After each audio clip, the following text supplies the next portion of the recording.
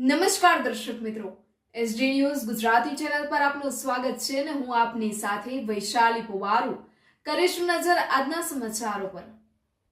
ભરૂચ જંબુસરથી જંબુસરના કનગામમાં પવનચક્કીના કારણે મકાઈના ખેતરમાં ભીષણ આગ લાગી, ખેડૂતને લાખોનું નુકસાન થયું।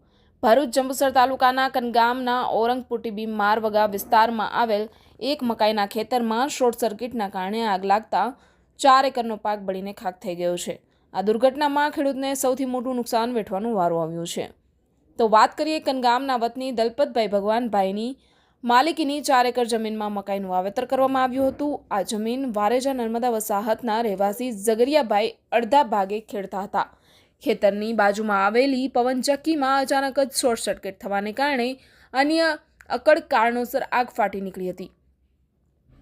તૈયાર પાક ટ્રેક્ટરની એક આખી ટ્રોલી ભરાઈ તેટલા મકાઈના ડોળા બળી ગયા છે। ઘાસચારો અંદાજે 5000 થી 6000 મકાઈના ઘાસના પૂડા બળીને ખાખ થઈ ગયા છે।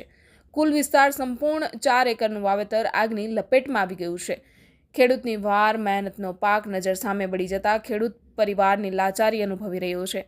પીડિત ખેડૂતોએ સરકાર સમક્ષ ન્યાયિક તપાસની માંગણી કરી છે અને આર્થિક પાયમાલીમાંથી ઉગારવા માટે યોગ્ય વળતર એટલે કે સહાય આપવા નમ્ર વિનંતી કરી છે। Reporter Saddam Malik, S D news Gujarati, Jambusar, Bharuch. મારું નામ ઝાકરિયાભાઈ આરસિયાભાઈ ભીલાલાલ, રહેવાસી વારેજા, કનગામ પંચાયત। હું આધે ભાગે ખેતર જમીન ખેડતો હતો ટીમી વગે, જે કંઈ મકાઈ બનાવી હતી એમાં કંઈ આગ લાગી, કંઈ પવનચક્કીના સર્કિટના લીધે કે પછી આગળ કોઈક હળગાયું, એમાં મારું બધું ખેતર 50% જેટલું નુકસાન બળીને ખાક થઈ ગયું।